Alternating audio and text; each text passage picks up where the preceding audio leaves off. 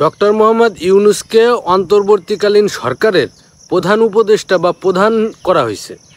তো এখন এইখানে যারা এই ব্যাপারে মতামত দিতেছে, যারা বলতেছে, যাদের কাছে যুক্তি আছে যে ডক্টর মোহাম্মদ ইউনূস সে হচ্ছে সারা বিশ্বব্যাপী একজন পরিচিত মুখ এবং সারা বিশ্বের যত প্রেসিডেন্ট প্রধানমন্ত্রী আছে তাদের সাথে খুব ভালো একটা গুড রিলেশন আছে।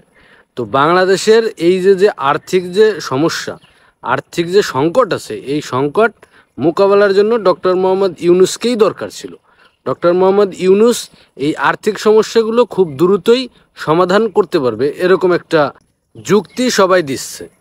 এখন ডক্টর মোহাম্মদ ইউনূস যদি 3 মাসের জন্য এই ক্ষমতায় আইসে থাকে, তাহলে এই 3 মাসের মধ্যে কতটুকু বাংলাদেশের আর্থিক সমস্যা দূর করা যাবে, বা 3 মাসও যদি না হয় 6 মাস, 1 বছর, 2 বছরও যদি হয়, তাও কতটুকু সমাধান করার মতো স্কোপ আছে সেটাও একটা বিষয়। আর ডক্টর মোহাম্মদ ইউনূস সে কি বাংলাদেশের জন্য বিভিন্ন দেশের কাছে হাত পাতবে, এটাও কিন্তু একটা পয়েন্ট।